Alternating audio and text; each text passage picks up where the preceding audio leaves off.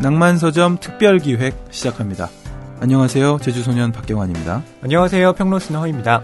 네, 2017년이 다 지나가고 있는데요. 특별기획을 한번 준비해봤습니다. 네. 작년 이맘때도 했었죠. 소설가 50인이 꼽은 올해의 소설. 이 앙케이트가 굉장히 핫했어요. 맞습니다. 그래서 모 출판사에서는 이 앙케이트에서 1위를 한 그 소설에 띠지를 둘러서 또다시 이슈가 되곤 했던 네. 예, 바로 그 앙케이트입니다. 네. 저희 PD님이 이번에는 꼭 낭만서점을 넣어야 한다며. 그러니까요. 네. 강력하게 어필을 했고 아마 1위로 뽑힌 그리고 순위권 안에 든 출판사들이 띠지를 만들 때는 교보문고 낭만서점이 뽑은 그렇죠. 2017 소설가 50인이 뽑은 올해의 소설. 그렇죠. 이렇게 들어갈 겁니다. 네네. 낭만서점에서 기획했고 저희가 함께 조사한 내용이니까요. 네. 올해도 기대가 됩니다. 지난 회에서도 살짝 언급을 해드리면서 이 리스트를 공개하고 싶어서 입이 간질간질했는데 네. 오늘 이제 두 분의 네. 또 다른 패널들을 모시고 이야기를 나눠보게 되었습니다. 네. 예전에도 나와주신 적이 있고 한 분은 감초 출연자시고 네. 예. 먼저 박혜진 평론가님 모셨습니다. 안녕하세요. 네, 안녕하세요. 문학평론가 박혜진입니다. 네. 반갑습니다. 고맙습니다. 네. 또 한 분 계시죠? 안녕하세요. 인터넷 교보문고에서 소설 담당하고 있는 MD 구한혜라고 합니다. 네, 네, 반갑습니다. 네. 구한혜 MD님 저번에 나오셔서 네. 그 책 소개도 이제 해주시고 워낙 이제 방송에 이제 익숙치는 않으셔가지고 언제 끼어들어야 되나 하는 눈빛으로 이제 앉아 계시다가 네. 스르르 가방에서 책을 하나 꺼내셔가지고 제가 이걸 팔려고 온 건 아니고 말씀하셨던 기억이 맞아요. 나는데 예, 오늘도 너무 반갑습니다. 네. MD님의 추천을 너무 받고 싶었어요 그동안. 구한혜 MD님이 제가 알고 있는 사람들 중에 가장 진중하고 정적인 분이라는 느낌이 들어요. 제가 자세히 알지 못하지만 이분이 말씀하시는 한마디 한마디는 그래서 신뢰감이 생긴다. 네, 이런 느낌이 얼마나 들고요. 많은 책을 또 훑어보셨겠는가 하는 신뢰감. 이 책이 1위입니다. 이렇게 하실 때 진짜 이건 1위일 수밖에 없겠구나 이런 생각이 들게 만드는 예. 어떻게 네. 생각하십니까? 오랜만에 나오셨는데 말씀 좀 해주시죠. 겉으로 보실 때는 약간 그런 느낌을 받으실 수도 있을 것 같은데 제가 굉장히 좋아하는 가치가 좀 언밸런스함이어서 한 사람이 가지고 있는 여러 측면을 되게 좋아하거든요. 그래서 그 말씀하신 부분이 감사하긴 한데요. 예. 네. 언밸런스한 지금 내 내면에 또 다른 것이 있다 뭐 이런 더 탐구를 해봐야 되겠군요. 그러게요. MD님에 관해서는. 박혜진 평론가님은 저희 낭만서점과 계속 인연을 맺고 계신데 PD님과의 이런 인연이 시작된 거에 대해서 뭐 후회하거나 네. 뭐 연말이니까 네. 예, 좀 이제 이 관계를 좀 되짚어보거나 이런 생각은 요즘 안 하고 계십니다. 바로 옆에 있는데 후회한다고 말하는 것도 괜찮겠네요. 그런 이야기를 하기에 너무 멀리 온 것 같아요. 네. 네. 아니, 되게 즐겁고요. 그리고 뭐 같이 할 수 있는 것들이 있어서 불러주시면 감사하죠, 항상. 네. 그래서 전 밸런스를 중요하게 생각하는 사람이어서. 아니 낭만서점 이제 한 번씩 한 달에 한 번씩 고전편이 네. 올라가잖아요. 혜진 씨와 김성현 성현 씨가 네. 함께 하고 있는데 저도 그 방송을 애청하고 있고 그 방송에 대한 피드백이 댓글로 올라올 때마다 어찌나 셈이 나는데 저희가 댓글 소개를 이걸 안 해야 되나 고민을 하지만 늘 소개하고 있죠. 네. 예. 고전편은 고전하시는 분들 하라 그래. 뭐 이런 그런 마음도 조금 있지만 그래도 우리 뭐 한 식구니까. 네. 예, 저희가 또 하나 소개해드릴 리스트가 있는데요. 그건 구한혜 MD가 말씀드리도록 하겠습니다. 저희 교보문고에서 준비하고 있는 결산, 가장 주된 소설 결산이 두 가지가 있는데요. 그 두 행사 모두 올해로 2회째를 봤습니다. 하나는 그 익히 알고 계시는 소설가 50인이 뽑은 올해의 소설이고요. 또 하나는 소설 쓰는 사람이 아닌 책을 다루는 그 서점 직원들이 뽑은 올해의 한국 소설입니다. 네. 이 차이가 있다면은 앞서 말씀드린 거는 뭐 국적이나 장르에 상관없이 올해 출간된 모든 소설을 다루는데요. 이어서 말씀드린 그 서점의 선택은 그 작년 11월부터 올해 10월까지 출간된 한국 소설만을 다루고 있는 행사입니다. 또 하나 특징을 설명드리자면은 일단 그 서점 직원분들이 5권씩 한국 소설을 추천을 했거든요. 예. 그 중에 많이 추천이 된 상위 20종에 대해서 순위를 밝히지 않고 독자 투표를 받아요. 그걸 지금 인터넷 교보문고 사이트에서 투표를 받고 있는데 그 두 결과를 12월 12일 날에 동시에 발표를 합니다. 네. 기대가 되는데요. 네. 녹음일 기준으로는 아직 안 됐으니까 예, 저희 이게 오픈되고 나서 며칠 후에 아마 발표되겠네요. 예. 비슷하면 비슷한 대로 놀라운 점이 있을 것 같고 또 다르면 다른 대로 예, 좀 발견할 지점이 있을 것 같은데. 예, 네. 또 하나 더 언급을 하자면은 그 방금 그 서점의 선택 행사와 함께 네. 이 소설가 추천 올해의 소설도 그 결과를 비교해 보면은 굉장히 흥미롭지 않을까 하는 생각이 들고 아직 결과는 발표는 안 됐지만 네. 굉장히 겹치는 부분도 많이 있습니다. 네. 네. 그 얘기는 여러분 교보문고 홈페이지에 좀 접속해 예. 주시라 라는 그렇죠. 거죠. 네. 직접 확인해 보시면 너무 감사하겠습니다. 책이 가득한 소설을 사랑하는 책방. 이곳은 낭만서점입니다.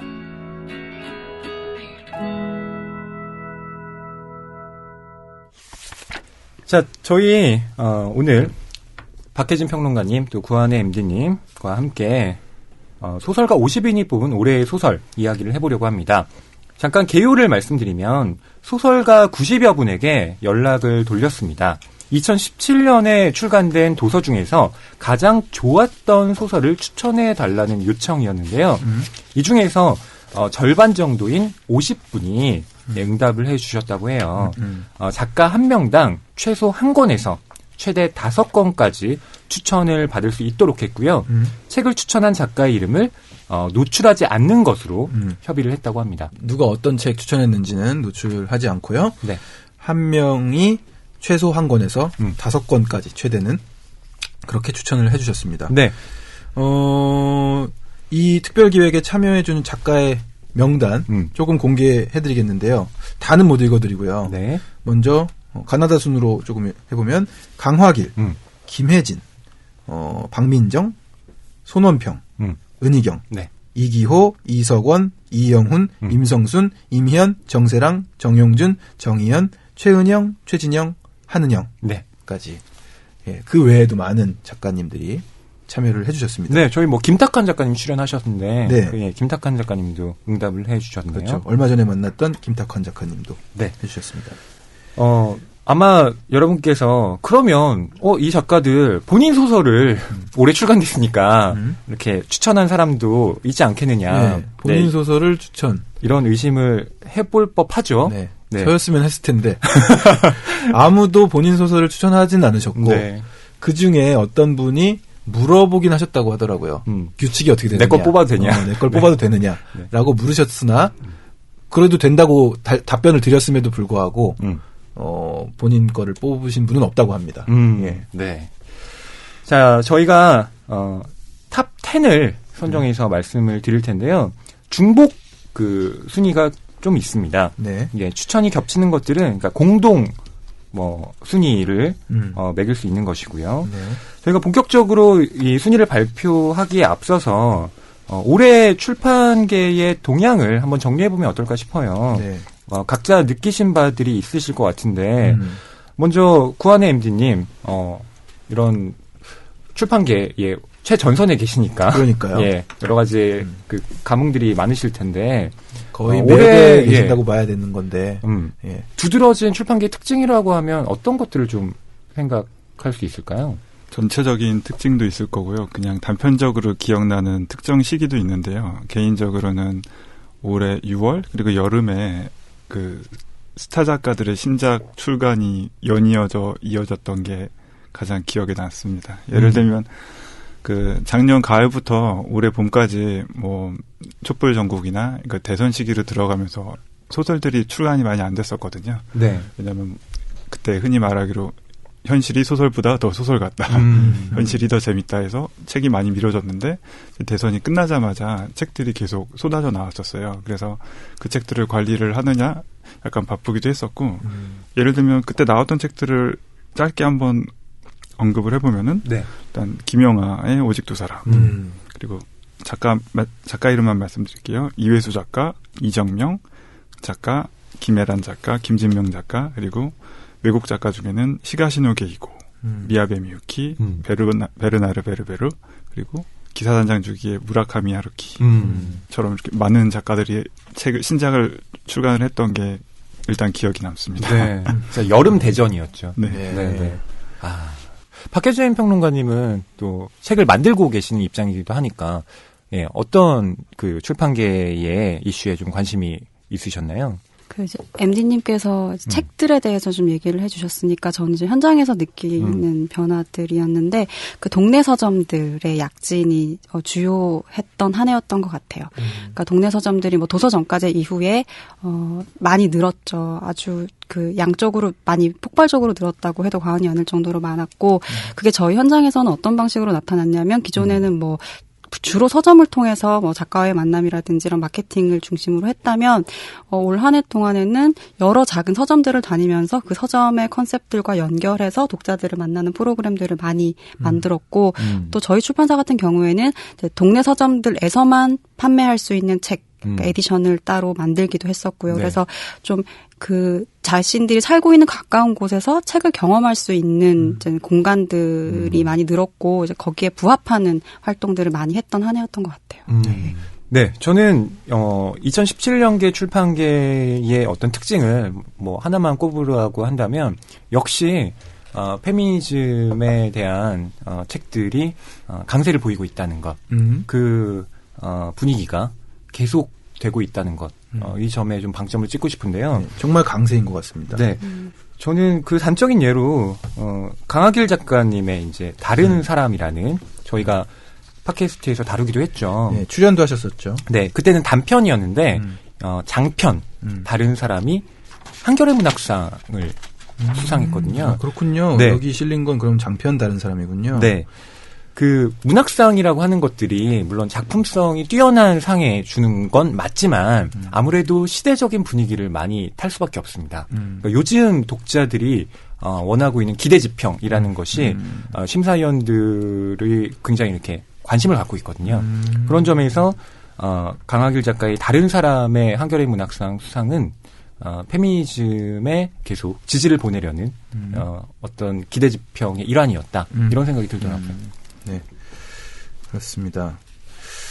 저희는 이 리스트를 들여다보면서 얘기를 하고 있기 때문에 고개가 끄덕여지는 부분이 많은데 여러분들은 아직 리스트를 공개되지 않은 채로 듣고 계시니까 궁금하실 것 같아요. 서서히 하나하나 꺼내보죠. 네, 그럼 2017 소설가 50인이 뽑은 올해의 소설 공동 5위를 발표하겠습니다. 네, 강화길의 다른 사람, 윌리엄 트레버의 루시 골트 이야기, 이승우의 사랑의 생애, 최은미 9번째 파도, 최진영 해가 지는 곳으로 이렇게 5권의 소설이 5위에 선정됐습니다. 네, 이렇게 발표하시니까 예전에 가요 톱10 그거 하듯이 어떤 가수 이름 내고 그 다음에 바로 제목 얘기하잖아요. 그 느낌이 확 났습니다. 그래요? 이제 권위가 있어지나요? 네. BGM이 좀 깔렸으면 좋겠네요. 느낌이 났습니다. 손범수 아나운서. 예. 자, 저희 뭐 조금씩 얘기를 해볼까요? 먼저 최진영 작가의 해가 지는 곳으로 민음사에서 나왔네요. 네, 이 작품은 그 오늘의 젊은 작가 시리즈이고요. 작년 여름쯤, 올 여름쯤 나왔던 책인 것 같아요. 그러니까 대표적인 재난 로맨스 소설입니다. 이제 바이러스로 인한 재난 상황에서 그 두 여성의 사랑을 그린 작품인데, 한마디로 얘기하면 그 이제 멸망한 세계에서 무엇이 우리를 구원해줄 수 있는가, 그게 사랑이다라는 그 대답을 찾아 나가는 과정인데, 여성들의 이야기라고 하지만, 로맨스라고 하지만 그 초점이 거기만 맞춰져 있는 것은 아니고요. 뭐 부모와 자식의 사랑도 있고 또 우정도 있고 여러 종류의 사랑, 그러니까 사랑의 절대성이라고 할까요? 네, 네. 사랑 자체에 굉장히 집중하고 있는 아름다운 소설입니다. 퀴어 서사라고 봐도 되는. 그렇죠. 거예요. 네, 저는 이 책을 읽었는데 이 책에서 특히 그 문장이 기억에 남더라고요. 사랑을 품고 세상 끝까지 돌진할 것이다. 네. 그래서 최진영 작가님과 제가 다른 자리에서도 어떤 그 함께 이야기하는 자리가 있었는데 거기에서도 작가님이 사랑 이렇게 두 주먹을 불끈 쥐시면서 그런 분이세요?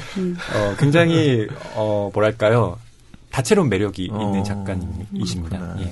세상을 보는 눈이 사랑 중심이에요. 네. 그래서 굉장히 너그럽고 넓고, 네, 그리고 우리가 보통 지금 가지지 않는 냉소라든지 불신이라든지 이런 것들과는 좀 거리가 먼.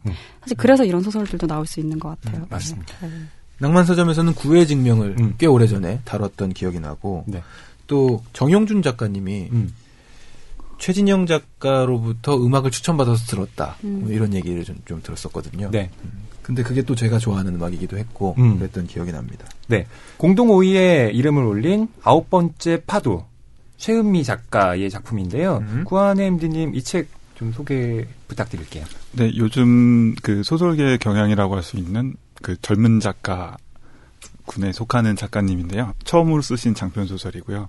읽으면서 약간 기대도 했었고 그런데 굉장히 신선했었어요. 그러니까 뭐랄까 그 굉장히 일상적인 그런 내용의 책이 나오지는 않을까 생각을 했었는데 굵은 사건이 있고 지방 소도시를 배경으로 해서 굉장히 많은 비밀이 얽히고 설키는 그런 그 일종의 미스터리로도 읽을 수 있는 그 소설이었거든요. 예. 그래서 굉장히 분위기가 독특하고 그리고 가장 드리고 싶은 말씀은 그 저희 한국 문학의 장르 소설의 전통이 굉장히 약하다는 평이 많잖아요. 네. 그런데 이 책에서 느껴졌던 긴장감이라든가 그런 스릴을 비춰볼 때는 충분히 만족할 수 있을 만한 그 장르적 요소를 담고 있지 않았나 이렇게 생각을 했던 소설이었어요. 맞아요. 기억났어요. 구한의 MD님이 좀 그쪽을 좋아하시잖아요. 네. 그러면서 그때 슥 꺼냈던 책도 그런 책이었던 걸로 기억이 나는데 네.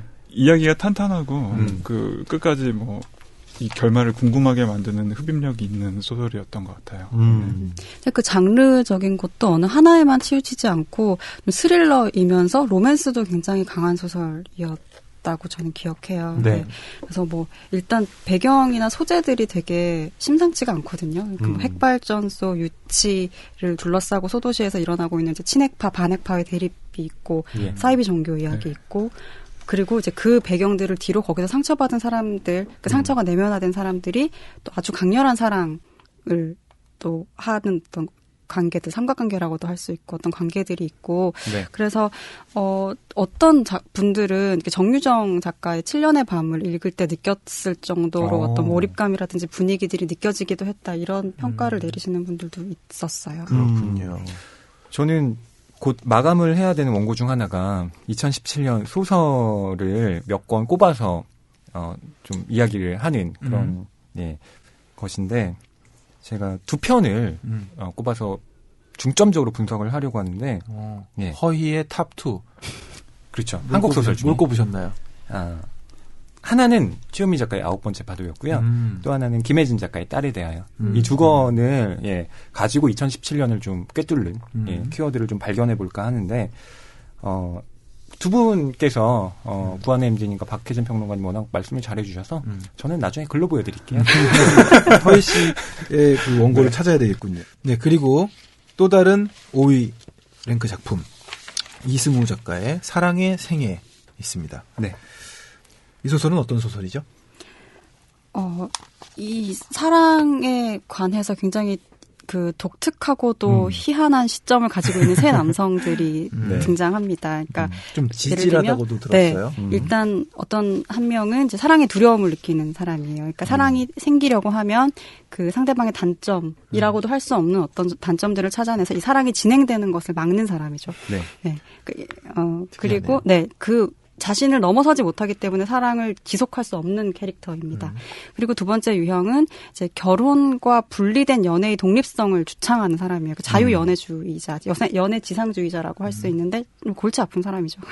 그리고 이제 다른 한 유형이 이제 상대방에게 끊임없이 자신의 사랑을 확인하려고 이렇게 집착하는 한 남자예요. 그러니까 이 사람들을 통해서 우리가 사랑을 하는 게 아니라 어떤 사랑이라는 것에 의해서 계속 좌충우돌 뭔가 이끌려지는 객체화되는 그 과정을 보여주면서 사랑의 속성, 사랑의 속성을 보여주는 소설이고요. 그러니까 저는 뭐 사랑의 발생학, 해부학 혹은 사랑의 병리학 같은 어떤 매력이 있는 소설이었습니다. 이승우 작가 특유의 그 엄청 그 논리적이고 촘촘한 그 서술을 통해서 사랑에 대해서 이제 계속해서 그 밀고 나가는 사랑에 대한 명제들을 밀고 나가는 소설이어서 이렇게 리스트 올라온 것들 중에서 좀 독특한 성격을 가지고 있는 소설이에요. 네. 그렇군요. 네.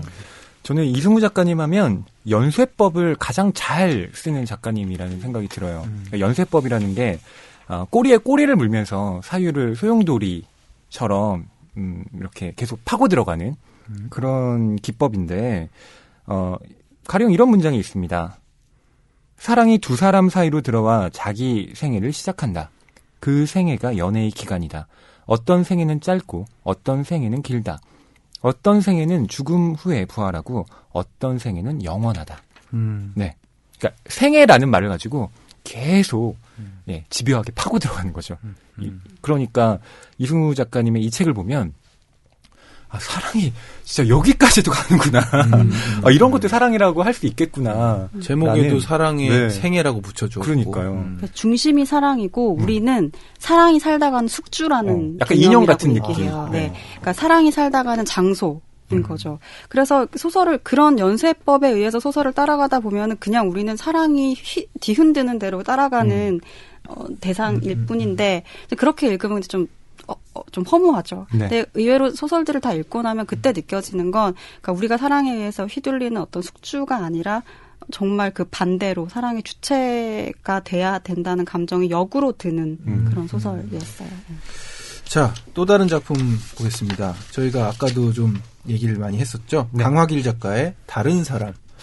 저희 그 상 받으셨을 때 이면 작가님이랑 같이 나오셔서 동반 젊은 출연. 작가상 특집이었죠. 네, 강하길 작가의 다른 사람은 데이트 폭력을 당한 여성과 또 그 주변 인물들이 지닌 상처를 통해서 여러 가지 면들을 포착하고 있는 소설인데요. 이 같은 회사에 다니는 이 남자친구인 진섭에게 여러 차례 폭행을 당한 사람이 이제 주인공인 진아라는 여성입니다.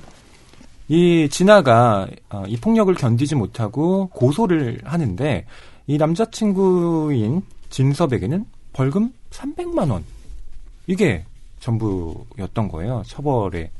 네. 이후에도 이 진섭의 협박이 계속되고요. 견디다 못한 진아가 내가 겪은 경험을 인터넷에 올려서 공론화합니다.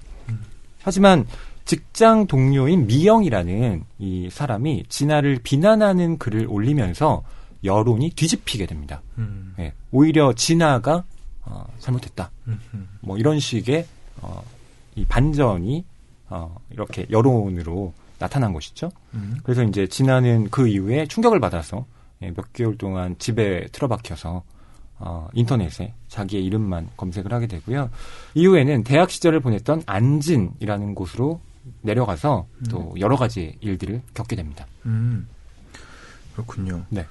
지금 얼마 전에 일어났던 사건이랑도 막 겹치네요. 그러니까 이야기를 들으면 새롭다기보다는 우리가 현실에서 경험했고 또 뉴스를 통해서 이렇게 목격했었던 이야기들을 보는 것 같은데 이게 좀 가치가 있다고 느끼는 건 그러니까 우리가 사건으로 접할 때는 사실 이렇게 여론이라는 게 굉장히 금방금방 형성이 되고 흐름이라는 게 계속 조류처럼 바뀌기 때문에 좀 객관성을 가지고 좀 보기는 힘든 것 같아요. 근데 이런 이야기의 형태를 통해서 조금 더 거리를 두고 옳고 그름에 대해서 좀 더 판단할 수 있고 그 데이트 폭력과 그 이후의 일들을 벌어지는 과정을 통해서 도대체 어떤 것들이 진짜 그 2차 폭력들이 발생하는 그 구조적인 흐름들을 전체적으로 볼 수 있다는 점에서 좋은 것 같고 또 초반에 우리 그 허위평론가님께서 올 출판 트렌드 중에 하나로 그 페미니즘 이슈를 이야기하셨는데 이렇게 구체화된 사건들 중심으로 이야기들이 계속 나온다는 것은 우리가 이렇게 이름을 사실 부르지 않으면 존재가 인지되지 않는 것처럼 페미니즘도 이렇게 세분화 되면서 이야기들이 좀 더 사람들에게 각인이 되고 인식이 된다는 점에서 또 의미가 있는 소설이었던 것 같아요. 네. 조금 다른 얘기일 수 있겠는데 제가 계속 검색했던 사건이 있어요. 그러니까 많은 분들도 이미 보셨을 텐데 홍대 머리채가 이제 뭐였죠? 그 검색어였고 근데 계속 검색어가 올라와 있어서 도대체 뭔가 하고 보다 보니까 너무나 분노가 치밀어 오르는 영상도 있고 근데 여러분들도 기억을 다 하시겠지만은 그 다음날 지진이 났어요. 그래서 저는 그 사건이 도대체 어떻게 되는지가 너무 궁금한데 알 수 있는 방법은 없더라고요. 혹시라도 이제 내용을 모르시는 분들이 있을까봐 얘기를 해드리자면 홍대에서 버스킹을 많이 하잖아요. 예. 그리고 댄스팀 버스킹이었나봐요. 근데 그 팀이 오래전부터 그렇게 공연을 펼쳤는데 이제 관객 호응을 유도한다는 이유로 앞에 있는 여성 관객 중에 한 명과 춤을 춘다는 명분하에 머리채를 잡고 흔든 거예요. 그래서 머리채를 잡고 흔들리고 있는 여성의 동영상이 퍼져 있었고 그 찍은 사람도 굉장히 놀라서 찍은 거고 근데 현장 분위기는 뭐 이렇게 재밌다는 식의 분위기고 다 같이 즐기는데 당신만 왜 또 진지하냐는 식으로 피해자를 몰고 갔다는 거죠. 근데 알고 보니 그런 식의 퍼포먼스가 너무나 많았고 예, 그런 것들이 대두되면서 다른 피해자들도 또 제보가 이어지고 하는 그런 사건이었거든요. 네.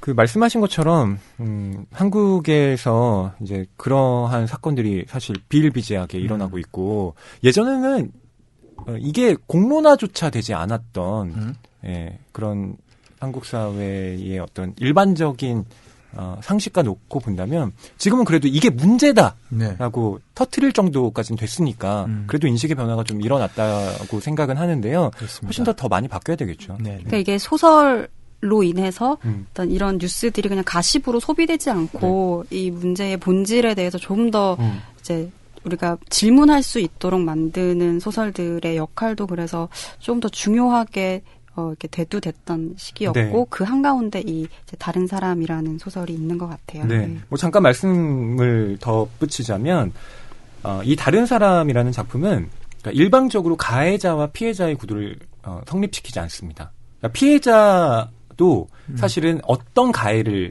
하는 사람이었다라는 것을 이 소설이 계속 보여주거든요.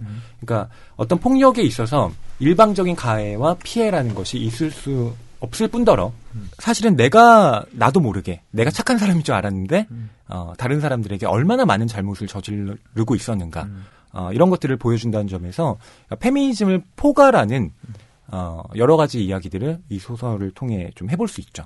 네. 네. 저도 처음에는 이 책이 단순히 그 폭행 피해를 받은 여성이 고군분투해 가면서 문제를 해결해가는 뭐 그런 얘기가 아닐까 하는 선입견을 가지고 봤었는데 그게 아니고 굉장히 사건과 인물들에 대한 그 묘사와 전개가 복합적이더라고요. 네.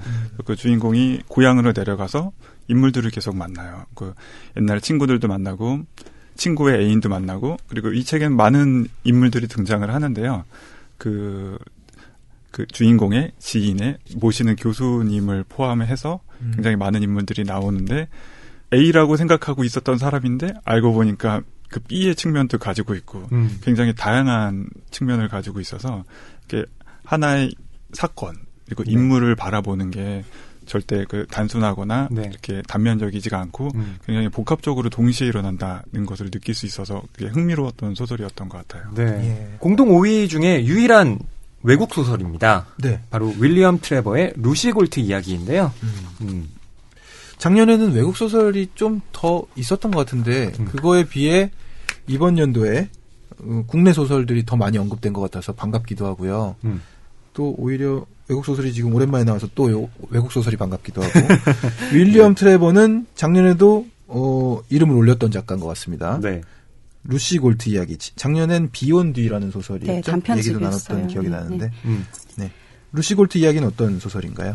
그러니까 이 윌리엄 트레버는 돌아가셨어요. 얼마 전에 아주 노 작가였죠. 네. 근데 우리나라의 소개는 좀 비교적 늦게 돼서 이제 최근에 책들이 이제 매년 나오고 있는데 나올 때마다 작가들이 너무 사랑하는 작가입니다. 작년에도 그래서 이 비욘디가 상위에 랭크가 됐었고 올해도 됐고 만약에 내년에 나온다면 제 생각에 내년에도 랭크가 될 것 같아요. 네. 네. 너무 주변에 좋아하는 사람들이 많은데 단편을 정말 잘 쓰는 작가이죠.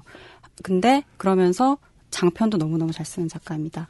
이 소설은 1921년도가 배경이에요. 이제 아일랜드와 잉글랜드가 전쟁을 하고 있을 때가 배경인데요. 이제 주인공은 에버라트 골트 대위 가족입니다. 이제 이 가족은 군인인데 잉글랜드 출신이기 때문에 대립관계에 있었던 아일랜드 사람들에게는 공격의 대상이 되죠. 그래서 어느 날 밤에 이 골트 대위가 자기 집에 불을 지르려는 무리 중 한 사람의 어깨에 총상을 입히게 돼요. 그 이후에 이제 청년 가족 집을 찾아가서 용서를 구하지만 받아들여지지 않습니다. 그러니까 동네에서 이 가족들은 이제 좀 외톨이가 되는 거죠.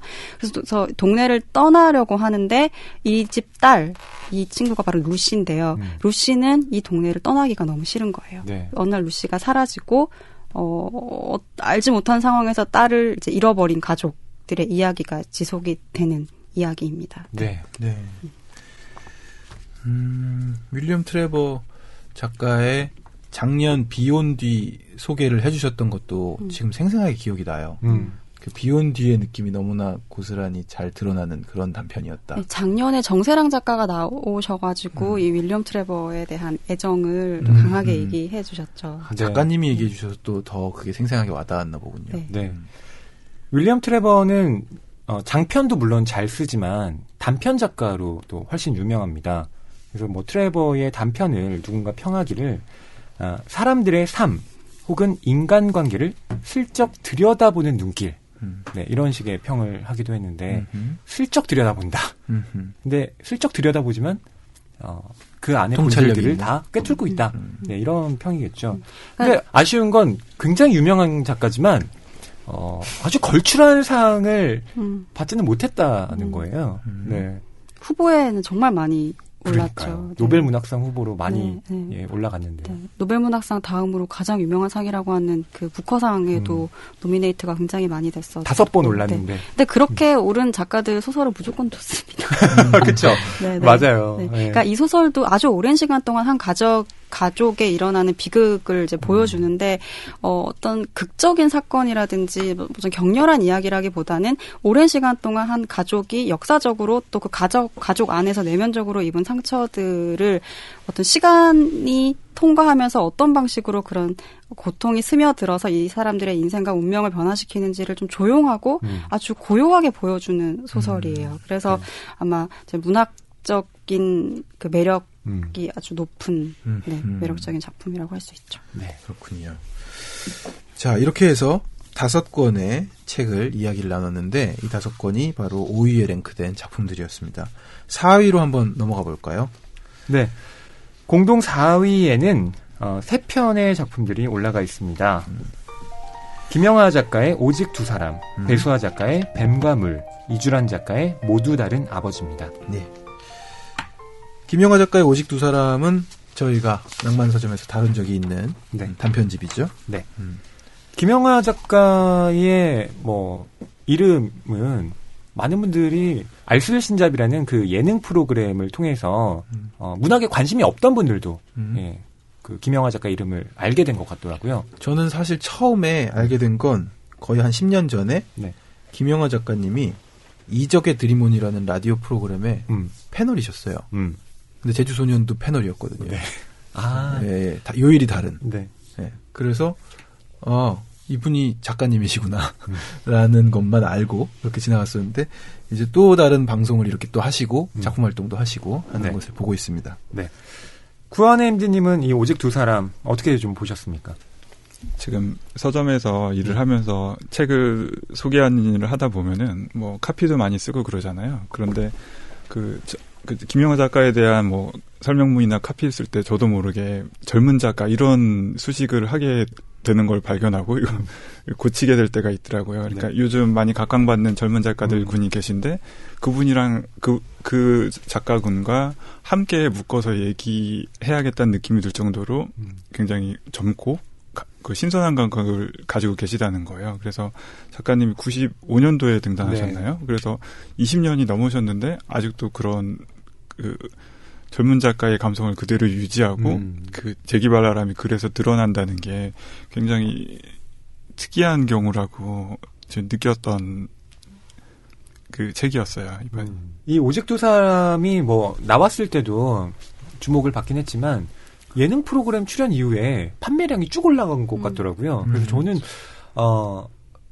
이 작품을 통해서는 TV 매체의 영향력에 대해서 다시 한번 좀 생각해 보게 되는 그런 계기가 됐어요. 그래서 그렇게 방송에서 소개가 되면서 계기가 하나가 더 있었어요. 그때 곧 있으면은 그 살인자의 기억법이 개봉을 하는데 네. 아직 개봉하기도 전에 무대 인사라든가 예고편 공개라든가 이런 이슈가 생기면서 책 2권이 동시에 언급이 되고 네. 그래서 한 5월, 6월부터 시작됐던 판매가 지금 연말까지 계속 쭉 이어지고 있는 상황입니다. 네.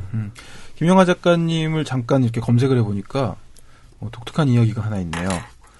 10살 무렵에 연탄가스에 중독돼서 그 이전의 기억이 모두 상실된 경험이 있으시다고 합니다. 근데 이 경험이 단편집 호출에 실린 도들이라는 작품에서 소재로 사용되기도 했다고 하네요. 예, 뭐 그 에피소드는 워낙 본인이 많이 언급하셔서 김영하 작가의 팬들이라면 많이 알고 계실 텐데요. 저는 그 오늘의 작가상 민음사에서 주최하는 상이잖아요. 거기에 최종 후보에 이 오직 두 사람이 올라가 있더라고요. 저는 그 리뷰를 예, 이 오직 두 사람으로 썼는데 약간은 비판적인 입장으로 썼습니다. 맞아요. 우리 오직 두 사람이라는 작품을 낭만 서점에서 다룰 때도 허위의 그런데 그런데 이 부분이 조금 아쉽죠. 이렇게 네, 코너를 이제 만들어가는 과정에서 네. 네, 그런 게 있었죠. 네, 제가 김영하 작가한테 거는 기대감이 사실은 너무 큰 것 같아요. 그러니까 근데 이제 제가 맞닥뜨린 결과물이 그 기대에 미치지 못하니까 좀 비판적으로 제가 쓰지 않았나라는 생각 들고요. 일단 원고는 잘 넘어갔나요? 예. 간 걸로 알고 있습니다. 저희가 이제 오프 더 레코드로 밥 먹으면서도 대화를 많이 나누고 어떤 원고를 이렇게 좀 비판적으로 썼는데 반려가 되었다라는 소식도 몇 번 들었거든요. 좀 이번에는 반려가 아니었군요. 예. 원고의 내용을 대략적으로 조금 요약해서 얘기해 주실 수 있나요? 그러니까 저는 김영하 작가님에 대한 기대가 크다고 말씀드렸잖아요. 그건 제가 김영하 작가의 이제 장편 소설들, 이를테면 뭐 나는 나를 파괴할 권리가 있다라든가 뭐 빛의 제국이라든가 이런 작품을 보면서 느꼈던 이 작가는 정말 어디까지 내다보는 걸까 이렇게 깜짝깜짝 놀라게 되는 지점들이 있었는데 이번 단편집은 글쎄요, 저를 아주 많이 놀라게 하는 소설들이 그렇게 많지는 않았던 것 같습니다. 이건 예전에 조정래 작품 다루면서 우리가 태백산맥을 쓰신 그분이라고 생각하면서 신작을 들여다보았는데 그렇지 않다는 그런 어떤 느낌. 그러니까 이건 다시 말하면 작가의 여러 작품들을 계속 따라 읽다 보면 사실 필연적으로 가지게 되는 어떤 지점들인 것 같아요. 예. 네, 그러니까 김영하 작가 같은 경우에 정말 그 지적인 아이러니가 정말 특출하잖아요. 그 장편 소설도 그렇고 단편도 그렇고. 근데 이번 작품들은 사실 되게 오랜 시간 동안 쓴 것들이 모인 책인데 이제 과거에 이제 우리를 되게 충격적으로 놀라게 했었던 그런 작품들에 비하면 뭐 다소간의 어떤 그 그 평가에 대한 고저들은 조금씩 다를 수 있을 것 같아요. 네. 제주소년의 유상봉 군이 기사단장 죽이기를 읽고 무라카미 하루키를 좋아하거든요. 나오자마자 언제나 읽고 부활의 김태원님의 발라드가 반복되는 구석이 있거든요.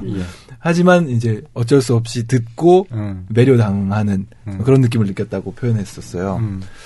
어떻게 보면은 그리고 헐씨 얘기를 쭉 들어보면 작가만의 어떤 부족함이라기보다는 독자가 달라지거나 성장해서 나오는 결과이기도 하지 않나 하는 생각도 듭니다. 자, 그리고 4위에 랭크된 작품 중에 또 하나, 배수아 작가의 뱀과 물. 네. 이 작품은 또 어떤 작품일까요? 저는 그 배수아 작가님의 이 소설은 글쎄요, 언제나 스타일리시하다. 네. 제 머릿속에는 그렇게 각인되어 있습니다. 그러니까 서사가 강력한 소설이라기보다는 다 읽고 나면 어떤 강렬한 색채나 그다음에 저를 어떤 찌르는 통증 같은 느낌으로 소설이 남더라고요.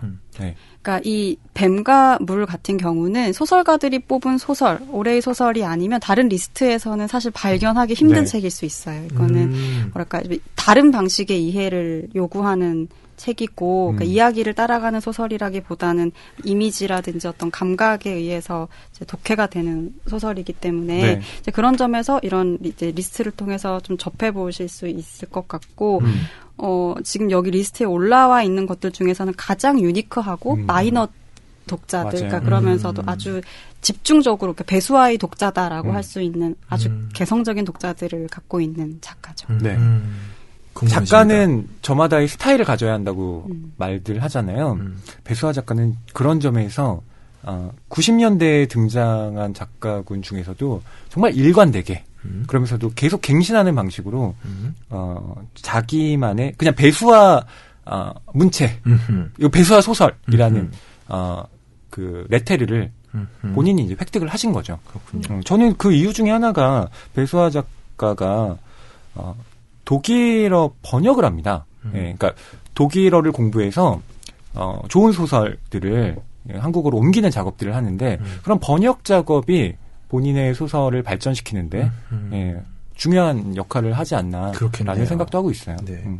예술가로서 가장 음악을 하면서도 가장 필요한 건데 자기만의 문법, 자기만의 화법 이런 것들이 배수아 작가님은 벌써 두 분의 평론가로부터 그런 이야기를 네. 듣고 계시니 놀라운 건 그 뱀과물은 네티즌 리뷰가 딱 한 편 있어요. 네, 근데 소설가가 뽑은 그 순위에는 4위인 거죠. 그 네티즌이 소설가인 거 아니에요? 모르겠습니다. 네. 그리고 이 책이 나온 지 뭐 한 달도 안 됐는데 이미 이 안에 지금 포함되어 있다는 건 지금 추천수가 꽤 높은 건데 네, 놀라운 거죠. 근데 이게 책이 막 어렵고 좀 서사가 불분명하다고 해서 조금 읽어봤는데 그 김사과 작가 책에 비해서는 그래도 좀 친절하고 읽을만하다 이런 느낌이 들더라고요. 거기에 비해서는. 네. 자, 표지가 굉장히 파격적이다라는 얘기를 듣고 표지를 검색했습니다. 깜짝 놀랐어요. 예. 예. 이 표지를 배수아 작가가 직접 뽑은 거라고요. 네. 이 표지가 어느 사이트에서는 악플로 연결되기도 했다는. 표지도 배수아 작가가 직접 선택한 거여서 사실 책 전체적으로 배수아 작가의 감각이 다 묻어있는 책이라고 보셔도 될 텐데 그 실제로 그 사진, 표지에 있는 사진이 체코 사진작가 프란티셰크 드르리콜의 작품이라고 해요. 근데 이것은 이제 나체의 여인을 정면으로 찍은 사진입니다. 근데 이 사진에 대해서 배수아 작가가 언급한 그 인터뷰가 있어요. 네. 사진을 보는 순간 불안, 불균형, 불길, 부조화, 부조리, 어둠, 카오스, 암시, 예언, 모험, 유령, 그리고 무의식과 에로티즘 등의 어휘가 동시에 소용돌이 쳤다. 사진은 책에 실린 글의 일부이자 글을 완성하는 이미지라고 이렇게 말씀을 하셨다고 해요. 네. 그러니까 이 그림도 뭔가 이 소설을 독해하는 하나의 방식으로 이제 이해할 수 있겠죠. 네. 그렇군요. 흑백 같기도 하고요. 흑백이죠. 굉장히 어둡고 얼굴은 잘 보이지도 않고요. 약간 피폐한 느낌도 있는 것 같아요. 그렇습니다. 여러분들이 지금 막 검색하고 계신 소리가 들리는 것 같습니다. 아마 저희의 얘기만 들으면은 궁금해서 표지를 검색하게 되실 것 같아요. 네. 네, 마지막 공동 4위에 이름을 올린 작품 이주란 작가의 모두 다른 아버지입니다. 네, 이주란 작가의 모두 다른 아버지. 이 소설은 어떤 소설이죠? 이주란 작가의 소설집인데 아마 이주란 작가라고 하면 처음 보는 이름이라고 생각하는 청취자분들도 많을 것 같아요. 여기 리스트에 올라와 있는 지금 저희가 방송하고 있는 책들 중에서는 가장 신인 작가입니다. 이건 첫 번째 책이고요. 이제 소설집이기 때문에 뭐 공통된 이제 이야기가 있는 것은 아니지만 주로 이제 가족 로망스를 다루고 있습니다. 가족 불화 서사들을 여러 가지 방식으로 풀어가고 있고. 네. 그 로망스라고 표현하신 거예요? 그렇죠. 가족 로망스. 네. 근데 그 가족 로망스는 원래 정신분석 용어입니다. 그렇죠. 예. 네. 근데 이제 그것을 풀어내는 방식이 독특해요. 사실 가족에 대한 가족 불화 서사는 뭐 좀 보편적이죠. 아주 많은 이야기들을 통해 변주가 되는데 그 문체라든지 이런 게 아주 좀 뭐랄까 막 흐물흐물하고 좀 나이브하고 자학적이고 이렇습니다. 그러니까 이걸 제 후배가 편집을 했어요. 근데 그걸 이제 책을 만들고 나서 이제 책에 대한 리뷰를 쓰는데 고민을 하더라고요. 하다가 자기가 너무 적확한 표현을 찾았다는 거예요. 이 소설집을 설명할 수 있는 뭔데 그랬더니 액괴라는 거예요. 액괴. 액괴요? 액체 괴물. 액체 괴물? 네. 그게 고체도 아니고 액체도 아니고 뭔가 만지면은 막 물렁물렁한 그 장난감 젤리 같은 거죠. 그런 고체 아니에요? 그렇죠. 액체 같은 고체 뭐 이런 건데 이제 그런 느낌을 주는 문장들을 쓰는 작가입니다. 그래서 좀 소설가들 사이에서도 호평이 이어지는 작가고요. 네, 그래서 저는 좀 가장 의외였던 건 사실 이 작품이었어요. 리스트에 올라왔던 것들 중에서. 네, 그래서 좀 눈여겨볼 만한 작가가 아닐까 싶어요. 네. 민음사 책인데 반갑기도 하셨겠어요. 반갑더라고요. 여기 책 속에 딱 열자마자 보이는 문장이 21에 뭘 했더라. 남자에게 차여 식음을 전폐한 뒤라 말라가고 있었던 기억이 난다. 나쁘지 않았군. 네. 이렇게 되어 있습니다. 저는 개인적으로 이주란 작가를 알고 있거든요. 왜냐하면 저와 같은 문예지로 같은 해 데뷔를 했습니다. 아, 그렇구나. 네. 그래서 동기. 나이도 동갑이고. 입사 동기. 네. 근데 책을 벌써 냈다라는 것에 축하를 해주고 싶고요. 사실 따로 연락을 하는 사이는 아니어서. 이번 기회에 연락하세요. 그러게요. 낭만서점 링크 보내주면서. 그러게요. 그러니까 표제작이 지금 여기 제목인 그 모두 다른 아버지라는 작품인데 여기 아버지가 이게 무슨 말이냐면 모두 다른 아버지잖아요. 그러니까 아버지가 배다른 동생들을 아주 많이 만들어 놓습니다. 남매들. 근데 그 남매들의 이름을 전부 다 똑같은 이름으로 지어요. 어머. 골치가 무척 아픈 아버지죠. 그러니까. 네. 근데 이 상황에서 이 이제 형제들이 만나서 같이 술잔을 기울이는 얘기인데요. 뭐 어떤 증오 뭐 이런 것이 아니고 아주 다른 차원의 감정이에요. 그러니까 뭔가 치열하게 뭐 고통스러워한다거나 하지 않고 그 아까 전에 그 박경환 씨가 말씀하셨던 것처럼 그와 같은 세계관으로 어느 정도 나이브하고 뭔가 좀 자학적이고 뭐 이런 태도들을 보여주고 있는 거죠. 그래서 조금 더 그 문제에 대해서 풀어나가고 접근하는 시각 자체가 좀 다른 그런 네. 작가예요. 네. 예. 자, 이렇게 해서 공동 4위까지 좀 살펴봤고요. 점점 올라갑니다. 자, 공동 3위에도 3권의 책이 있는데요. 반가운 이름도 있습니다. 발표를 해보면요.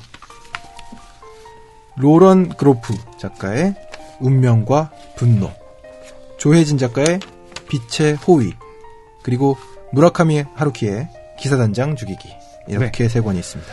역시 이 작가의 이름이 빠질 수가 없죠. 네, 바로 무라카미 하루키인데요. 네.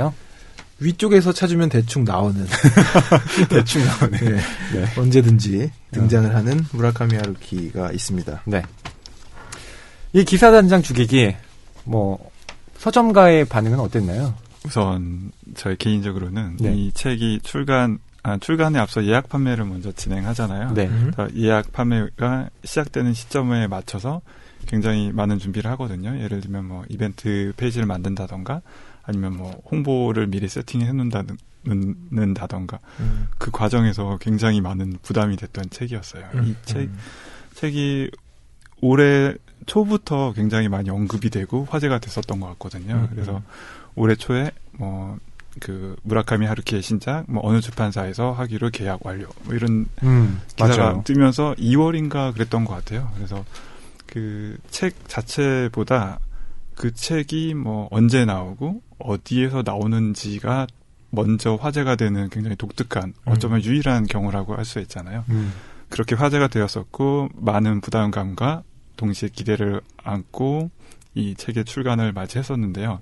어떻게 말씀드려야 될지는 정확히 모르겠는데 그 작가의 명성에 맞는 반응을 얻지 않았나. 딱 너무 중립적인 표현인 것 같지만 딱 전 그 정도로 느끼고 있었던 책이에요. 그보다 아주 뭐 더 나가지도 않고 왜 하루키의 책이 이거밖에 안 나갔지 하고 판매가 적은 느낌도 아니었었고요. 네. 저는 뭐 저희 출판사에서 나온 게 아니어서 약간 여유로운 마음으로 빅매치 이렇게 관전하듯이 네. 봤죠. 너무 기대 많이 했고 저는 좋은 소설이었어요. 그리고 하루키는 이제 어떤 판매만으로 이야기할 수 있는 작가는 아니라고 생각해요. 그래서 이제 하루키의 작품들을 쭉 놓고 봤을 때, 그리고 앞으로도 작품들을 발표할 텐데, 네. 만약에 하루키가 죽고 나서 전작들을 본다면 이 작품은 굉장히 하루키 전체 작품에 있어서 이정표가 되는 작품일 것 같아요. 그래서 그 하루키의 클리셰들이 총출동한 소설이죠. 네. 그러면서도 하루키의 예술론, 창작론을 그대로 표현하고 있는 소설. 그러니까 자신의 클리셰를 통해서 자기가 생각하는 문학을 쓰고 있는 작품이기 때문에 이후에 어떤 소설을 쓸지 가늠할 수 있고 네. 나중에 우리가 하루키를 평가할 때 굉장히 중요한 작품이 될 것 같은 소설이었어요. 그렇죠. 반드시 그 문학평론가들이 어떤 소설을 검토할 때 그 세계가 두 사람만으로 종결되느냐 아니면 새로운 생명이 태어나느냐 이거에 되게 많이 집중을 하거든요. 지금까지 하루키 소설에 자식이 나오는 경우 후대에 대한 언급이 나오는 경우는 제가 보기에는 거의 없었던 것 같습니다. 근데 이번 소설은 예외적으로 딸에 대한 언급을 하고 있죠. 그러니까 동일본 대지진 이후로 무라카미 하루키가 이 사회에 대한 어떤 그래도 어떤 희망의 가능성을 발견해 보려는 노력을 나름대로 그 작품 안에서 하려고 했던 것 같아요. 백영옥 작가를 모셔서 저희가 북토크 나눴었죠. 그레이트 토크 위드 낭만서점 기사단장 죽이기 편이 있었습니다. 스마프의 예를 들어서 말씀을 해주셨었어요. 스마프라는 일본 그룹이 있잖아요. 아이돌 그룹이 있는데 백덤블링 같은 걸 하려고 그러는데 팬들이 하지마 허리 다친다고. 허리 다친다고.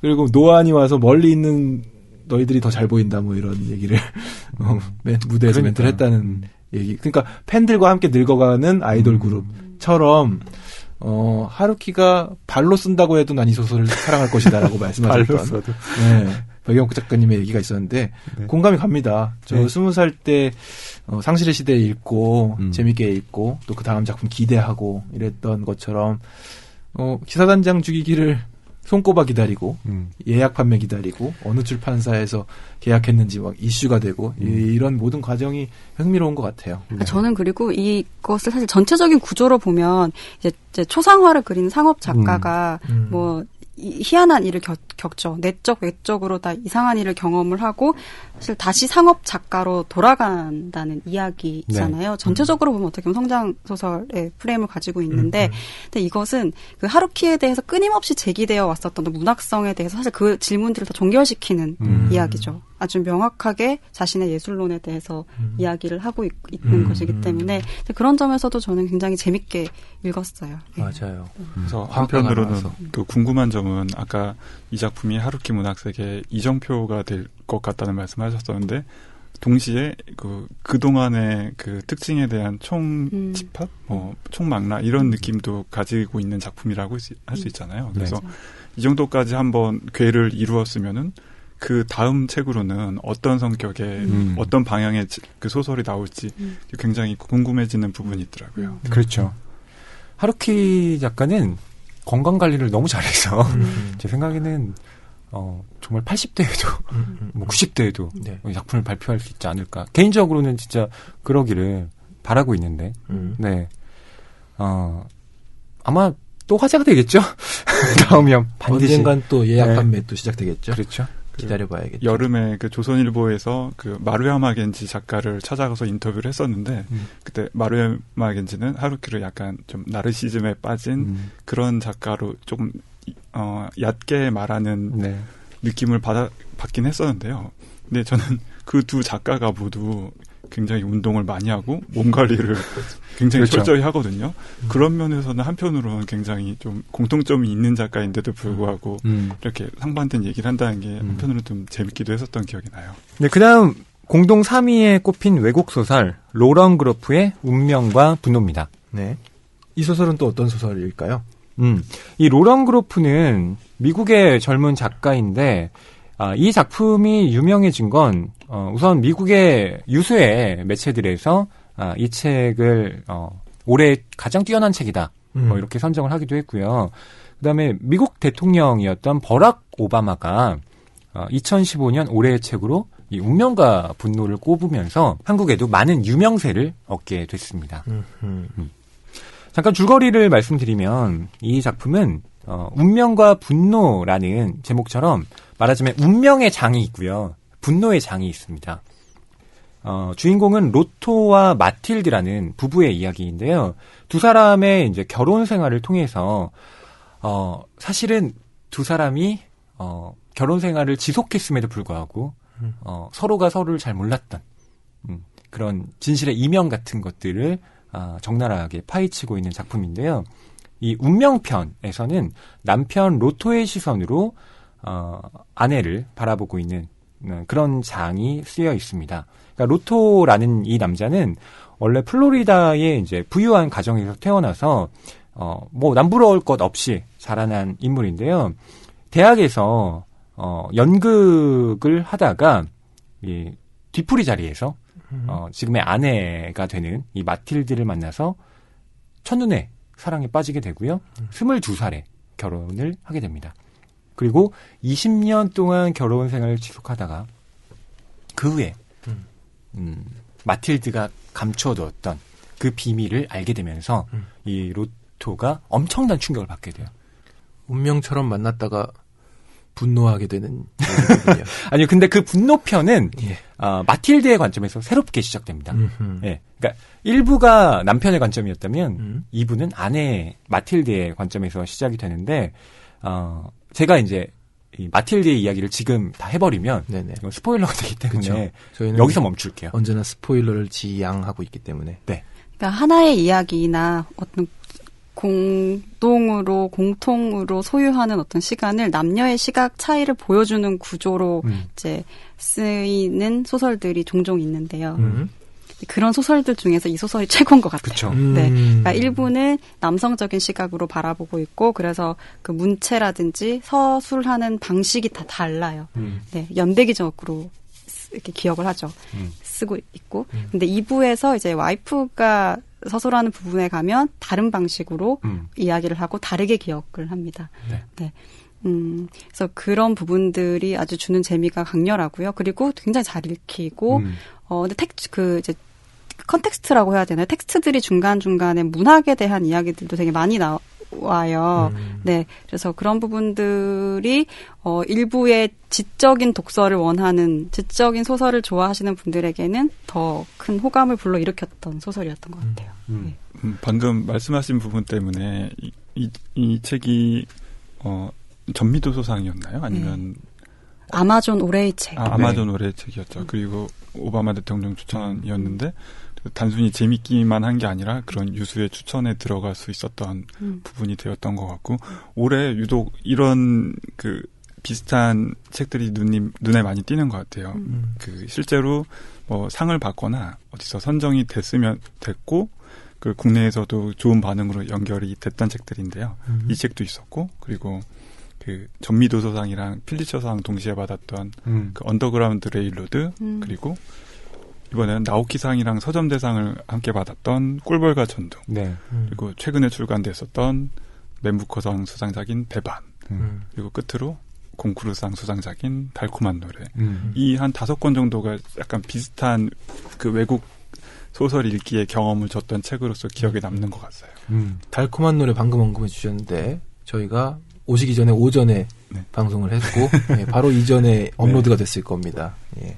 이 운명과 분노에는 형식적인 실험도 꽤 들어있어요. 이를테면 중요한 어떤 대목을 언급할 때 일반적인 서술로 푸는 것이 아니라 이 로토라는 남자 주인공이 연극배우 출신이거든요. 또 극작가로 활동을 하고 있습니다. 그래서 중요한 부분은 마치 그걸 연극의 한 무대처럼 그 각색을 해서 독자에게 전달을 하고 있기도 합니다.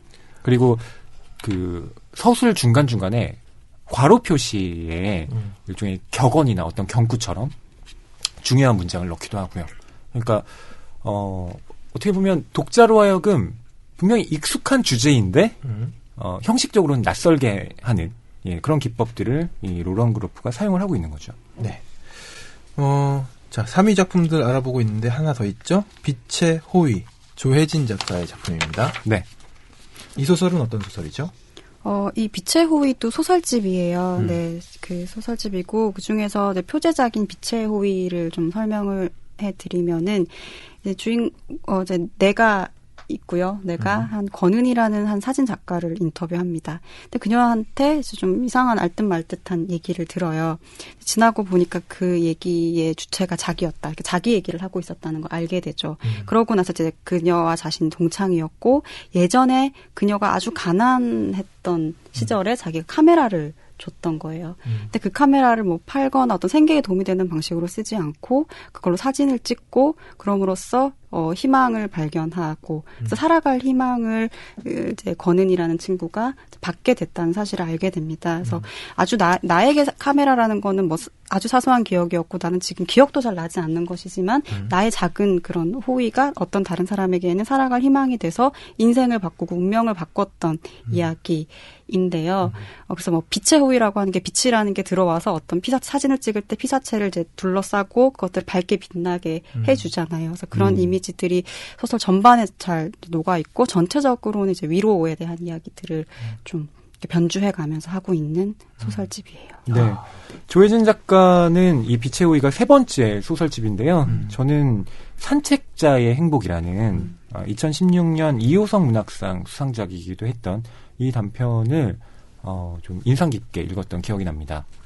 제가 그 한국 소설에 나타난 중국인들의 어떤 형상화 이런 논문을 써야 돼가지고 예. 여러 책들을 보다가 이 산책자의 행복을 가지고 논문의 한 챕터를 구성했거든요. 여기에는 대학 강사인 나와 그다음에 내가 대학에서 가르쳤던 중국인 유학생 메이린이 편지를 이렇게 주고받는. 근데 주고받는다라는 건 어폐가 있는 게 메이린만 이메일을 보내고 나는 답장을 하지 않아요.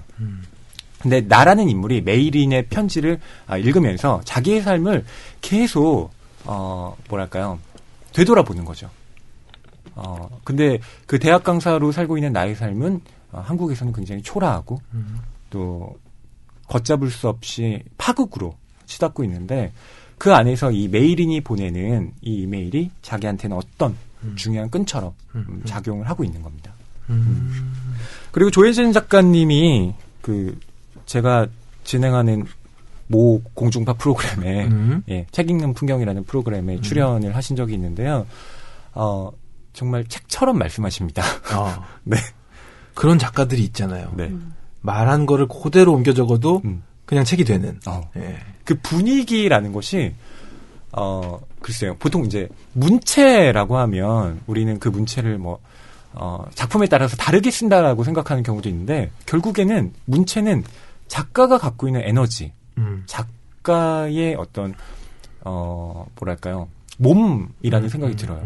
그래서 저는 빛의 호의를 읽고 조혜진 작가님을 만나는데 제가 느꼈던 그 작품의 느낌 같은 것들이 작가님의 말씀에서 계속 느껴지는 거예요. 이래서 작품과 작가가 물론 다르게 봐야 될 때도 있지만 우리가 보통 그 작품을 보고 그 작가를 좋아하게 되는데 조혜진 작가님은 그 중에서도 되게 좀 대표적으로 손꼽을 수 있는 그런 소설가라는 생각이 들었습니다. 저는 그 조혜진 작가님 책은 그 이 책으로 처음 접했는데요. 일단은 제목이 너무 좋았고요.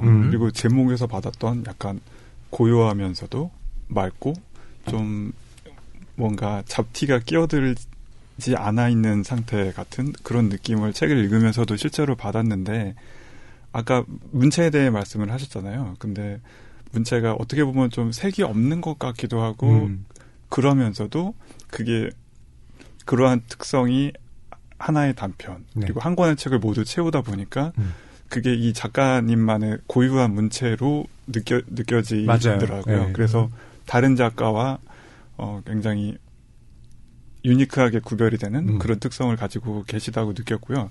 근데 그 처음이자 유일하게 봤던 작품이 이 책이어서 그 다른 장편 소설은 어떤지 좀 궁금했는데 그 미nem사 젊은 작가 시리즈에도 이 작가님 책이 있더라고요. 네, 아무도 보지 못한 숲. 네, 맞아요.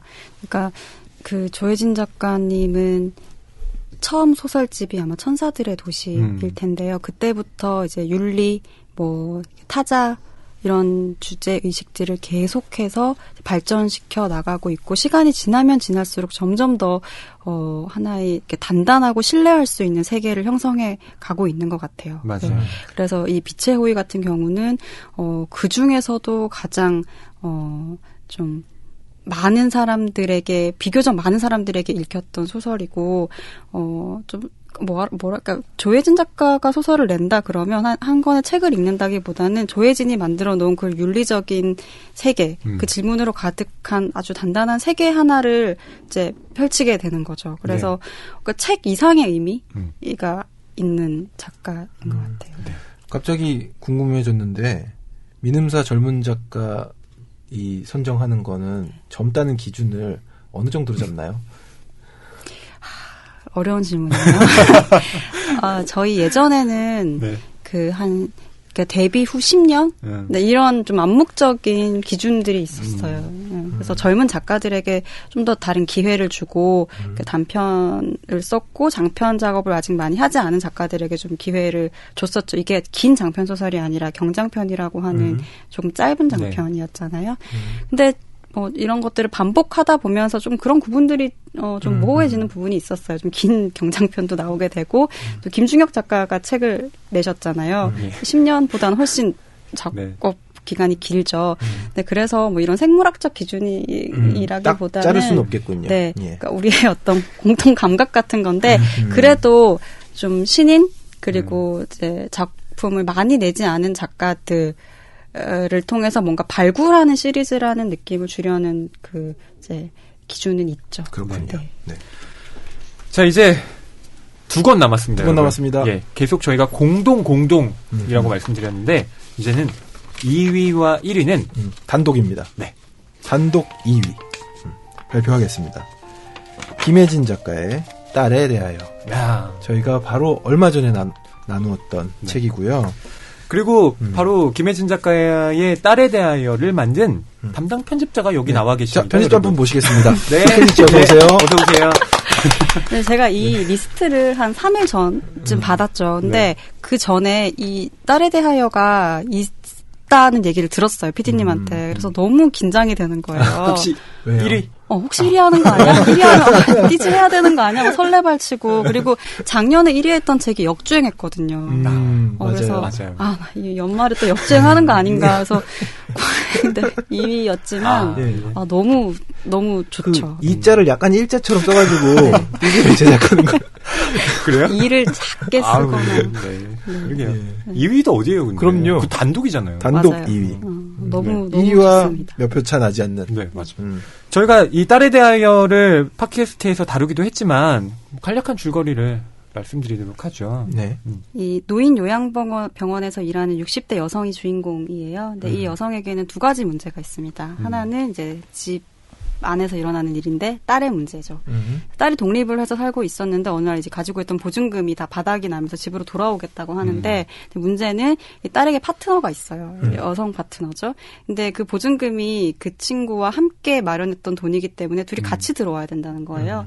근데 엄마는 오랜 시간 동안 그 딸의 레즈비언 그 성 정체성을 좀 외면하고 있었던 상태였고, 그러니까 근데 경제적으로 어떻게 할 수 없는 상황이니까 이제 불편한 동거를 하기 시작하죠. 근데 또 그런 한편으로 이제 직장에서 일어나고 있는 일이 있는데 이제 요양병원에서 자신이 돌보는 치매 환자가 있습니다.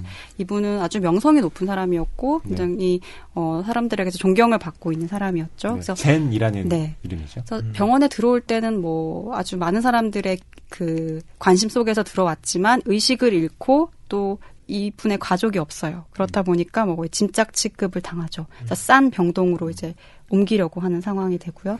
이제 이런 상황들에서 딸과도 문제가 있고 이 병원의 상황은 탐탁치 않고 이제 이런 상황들을 계속해서 이제 고뇌하고 생각하면서 또 어떤 선택들을 하기도 하고 행동들을 하기도 하는 엄마의 시점들을 쭉 따라가게 되는 이야기입니다. 네.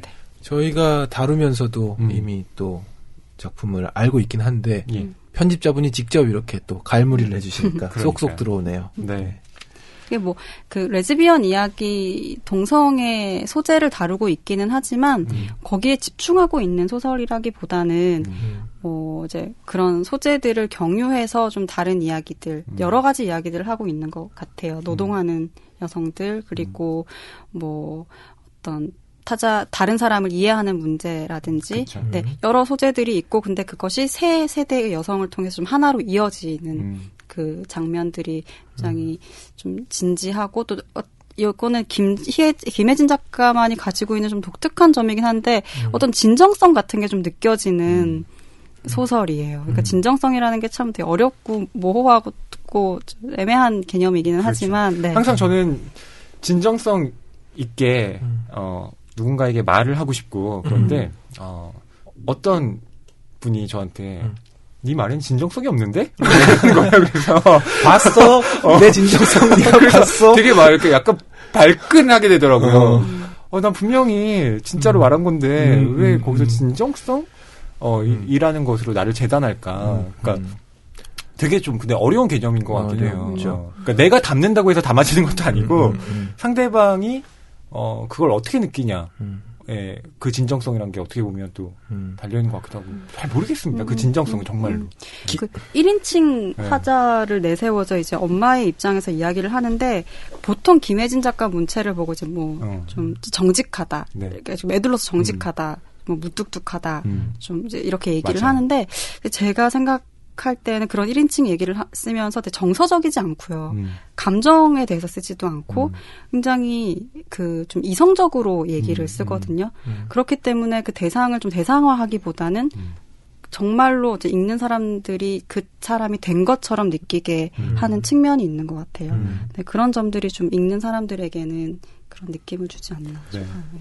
여기 저는 그 구한이 MD님이 MD 코멘트를 쓰신 걸 교보문고 서점에서 봤어요.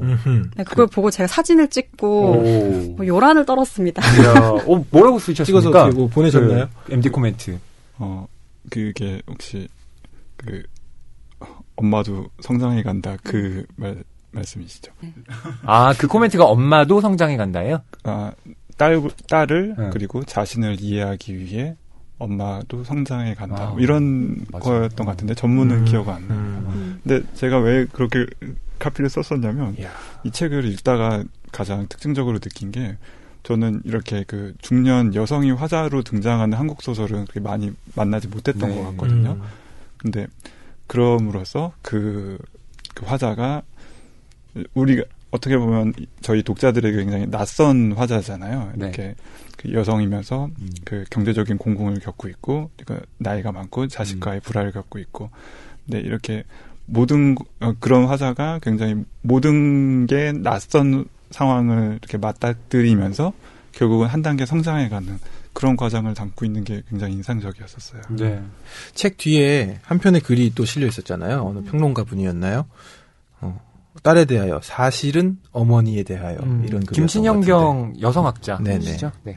그 글도 굉장히 좀 와닿기도 했고, 저는 오늘 박혜진 씨가 나오셨으니까 박혜진 이 평론가면서 편집자로서 또 김혜진 작가님과 공동 작업을 하셨는데 더 그 뒷이야기를 들려주실 수도 있을 것 같다는 생각이 저는 들어서요. 이를테면 제목을 짓게 된 경위가 궁금하더라고요. 원래는 김혜진 작가님이 제목을 어떻게 할지 많이 고민을 하셨다고 했는데 그 박혜진 평론가님이 딸에 대하여를 편집자에게서 나온 거구나 이게 하셨다면서요. 네, 저희가 밥 먹다가 이제 비하인드 스토리. 제목 지을 때 밥을 먹어야 돼요. 밥을 먹거나 술을 먹거나 그래야 되는데 아니 김혜진 작가님이 조금 이제 반듯한 제목들을 항상 좀 지어 보내오세요. 그러니까 반듯하다는 건 뭐냐면 그러니까 정말 명사형. 그러니까 첫 제목은 이거 얘기해도 되나? 그럼요. 되겠죠. 그린 레인. 레인. 그렇죠. 네. 그린 레인. 네. 그거는 이제 이름이었어요. 그렇죠. 주인공 이름. 근데 그런 형식의 영화라든지 그런 거 많아요. 뭐 델마 루이스처럼. 그래서 뭐 얘기를 하다가 근데 그거는 조금 평범한 것 같고 또 그 익명이라는 게 그러니까 그 필명? 필명이 아니고 뭐죠?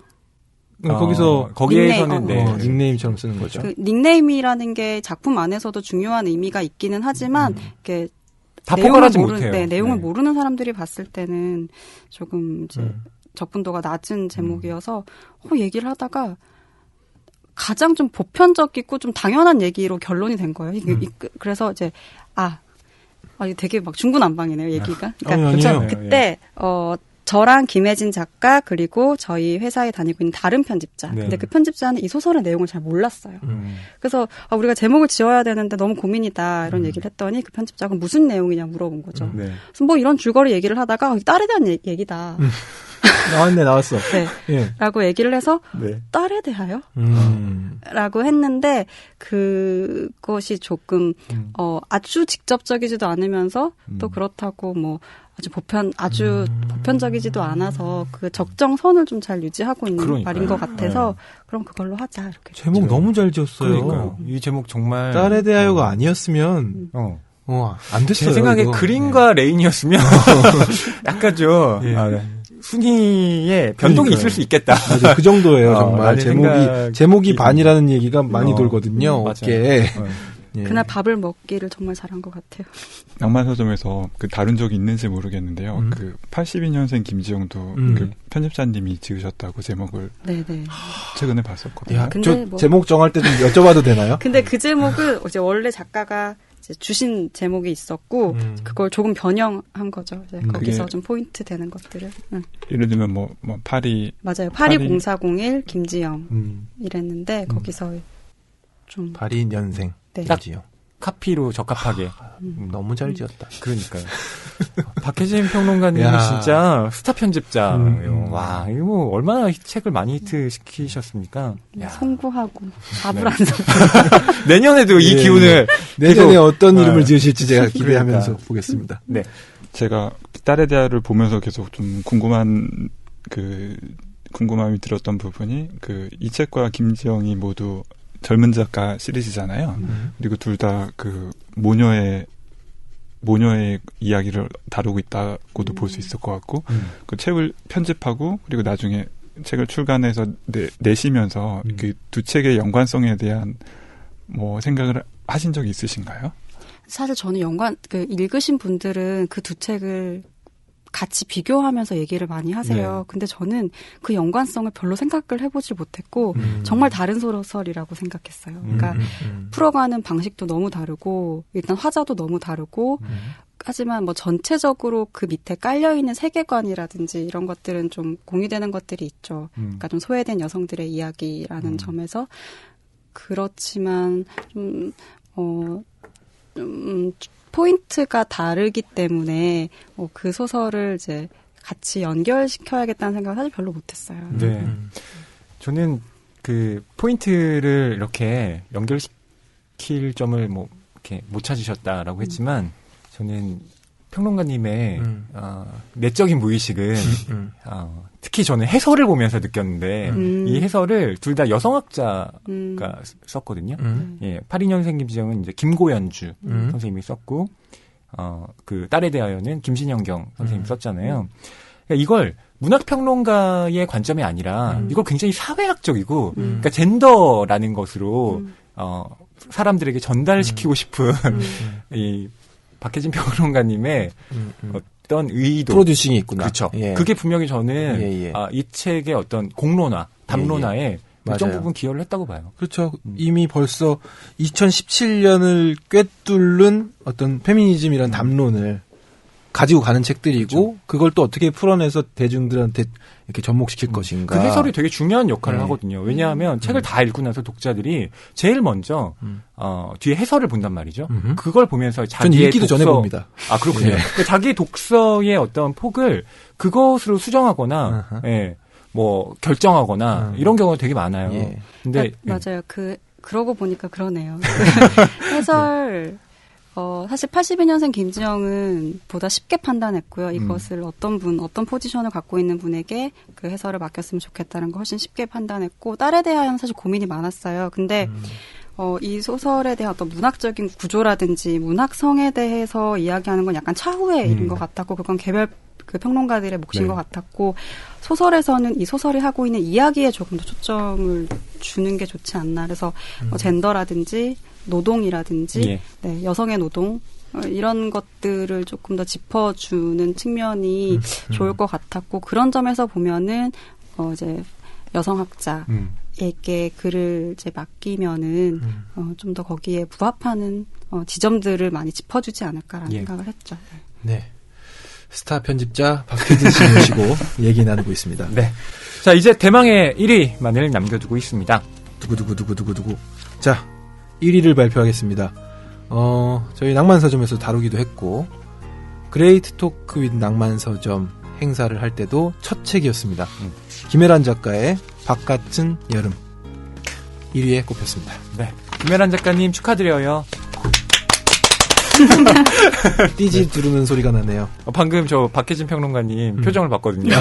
되게 박수 조금 살살 치신 것 같은데. 박수는 크게 치셨는데 약간. 네. 예. 네, 김혜란 작가님의 바깥은 여름 뭐 출판계의 동향은 어땠나요? 아까 김영하 작가의 오직 두 사람에 대해서도 이야기를 나눴었는데요. 올해 출간된 한국 소설 전체로 봤을 때는 그 오직 두 사람과 함께 가장 독자들의 많은 관심과 사랑을 받았던 책이었던 것 같아요. 그래서 그 책에 대한 이야기는 잠시 후에도 계속 할 텐데 저도 올해 1위가 굉장히 궁금했었거든요. 네. 그런데 이 책이라고 PD님께 전에 들었을 때 받은 느낌은 이건 그 역주행이라고 할 만한 책은 아니겠구나 이런 생각이 들더라고요. 왜냐하면 작년에는 이변은 없었다. 네, 그렇죠. 작년에는 너무 시끄러운 고독 같은 책은 그렇게 큰 인지도를 끌지는 못하는 책이었는데 여기서 소개되면서 굉장히 베스트셀러가 되고 많이 판매가 됐었거든요. 그렇죠. 근데 올해는 공동 1위도 아니고 단독 1위로 올라오면서 또 올해 굉장히 지속적으로 많이 판매가 됐던 책이었었어요. 그리고 최근에 독립문학상도 받았죠. 네. 그래서 한편으로는 받을 책이 받았구나 라는 생각과 함께 한편으로는 뭐 반전의 재미는 없구나 이런 동시적인 느낌을 받았습니다. 네. 저도 참 너무 이변이 없는 걸 하면서 보게 됐어요. 왜냐하면 네.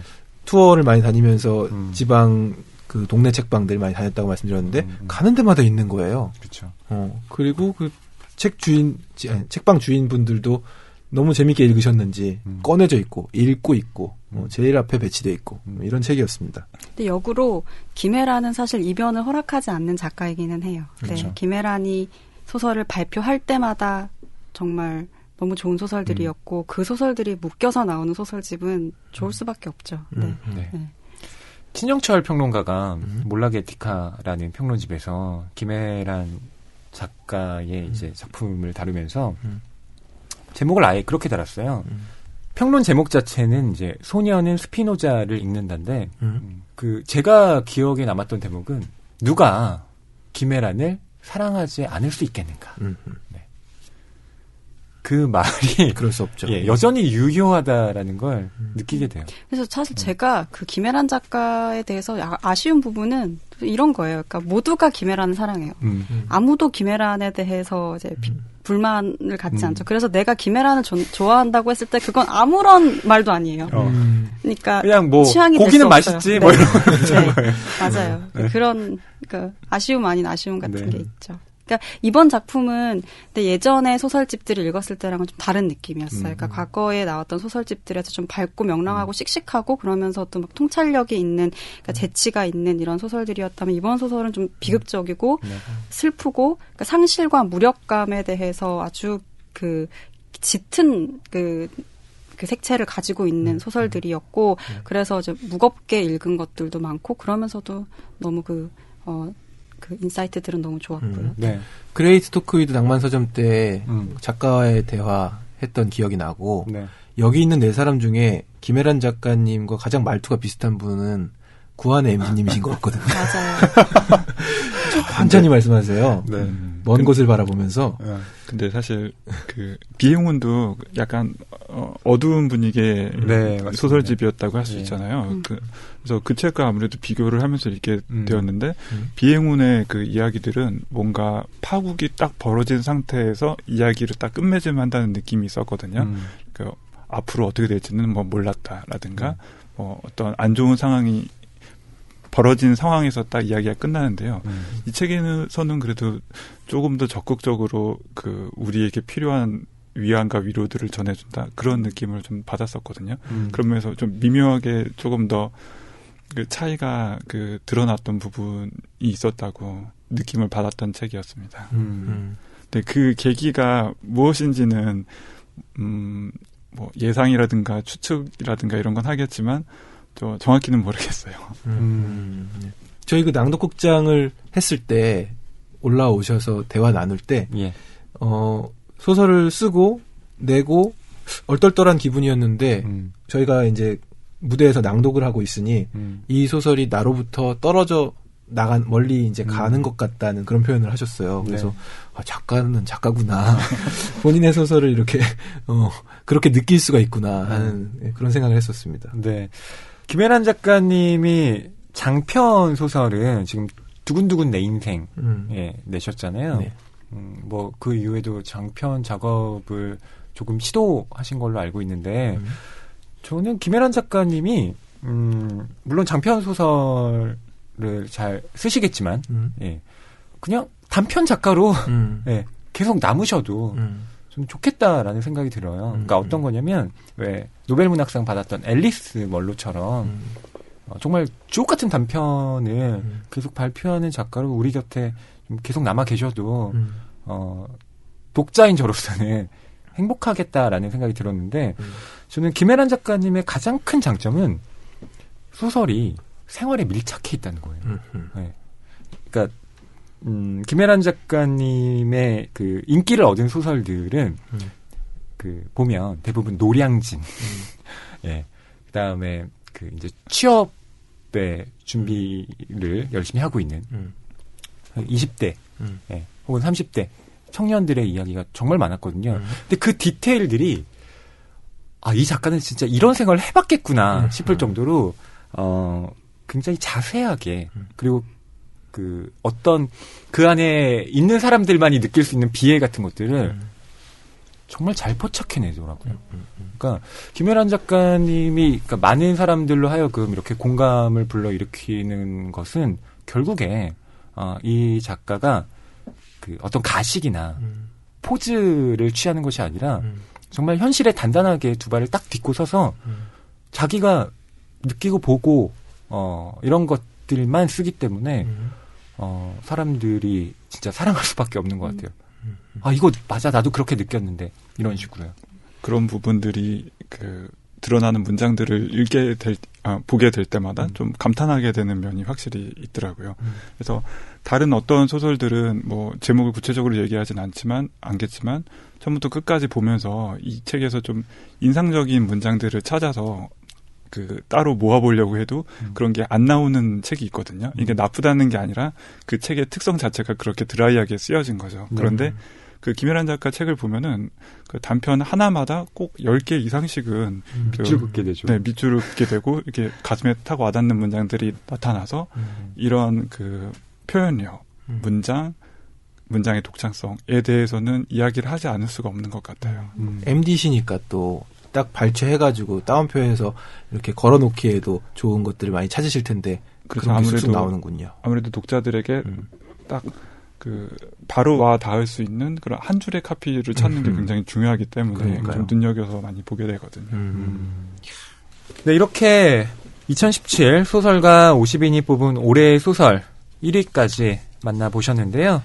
여기 발표된 오늘 다루지 못한 소설도 아까 말씀드렸다시피 교보문고 홈페이지에서 만나보실 수가 있습니다. 오늘 이렇게 출연해주신 두 분께 소감을 묻지 않을 수가 없는데 먼저 박혜진 평론가님 좀 어떠셨나요? 네, 이제 올해의 소설 각종 리스트들이 나오는 걸 보니까 진짜 올해가 끝나기는 끝나는구나 싶은데, 요즘 정말 뭐 각종 매체들에서 그 올해의 소설들 집계를 발표하고 있어요. 그래서 뭐 서점에서 뽑은 올해의 소설, 뭐 편집자들이 뽑은 올해의 소설 여러 가지 있는데 사실 저는 이제 그 소설가들이 뽑은 올해의 소설 낭만서점에서 진행하는 이 리스트가 가장 궁금하고 그만큼 특징이 있어요. 네, 그러니까 소설을 정말 그 소설 안에서 소설을 쓰고 고민하는 사람들이 읽고 좋다고 하는 소설들의 특징이 뭔가 우리도 밀착형인 것 같아. 네. 그 문학성이라는 것을 구체적인 텍스트 안에서 좀 짐작해 볼 수 있는 리스트들이기 때문에 굉장히 의미가 있는 것 같습니다. 네. 구한의 MD님? 저 올해는 개인적으로 뭐 책에 대한 애정과 관심이 더 많아진 해였다고 느끼고 있는데요. 오늘도 방송을 하면서 리스트를 보면서 이 책 못 봤는데, 이 책 못 봤는데 하는 책들이 계속 눈에 띄더라고요. 그래서 제가 보기엔 책을 좋아하는 사람들은 이 책을 읽으면서 빨리 이 책 읽고 다음에 뭐 읽어야 되는데 이런 생각을 하게 되는 하는 사람들은 좀 책을 좋아하시는 분들 같아요. 근데 올해는 저도 그런 기분 느낄 때가 굉장히 많았고 또 이 리스트를 보고 그리고 서점 소설가 분들이 추천한 모든 리스트를 봤을 때 우리가 알지 못하는 좋은 책은 굉장히 많다는 거를 계속 느끼게 되고 이걸 어떻게 더 많은 독자들에게 전파를 할 수 있을까 네. 이런 숙제가 남는다고 이렇게 스스로 결론을 내렸습니다. 네. 다시 한번 말씀드리지만 교보문고 홈페이지에서 구한의 MD님이 야심차게 준비한 기획 페이지가 있습니다. 네, 여러분 거기에 접속하셔서요 많은 정보 얻어 가셨으면 하고요. 예, 책도 구매해 주십시오. 네, 2017년이 저물어가고 있습니다. 저희가 준비한 특별 기획은 오늘 여기서 마무리할게요. 저희는 다음 시간에 다시 돌아오겠습니다. 감사합니다.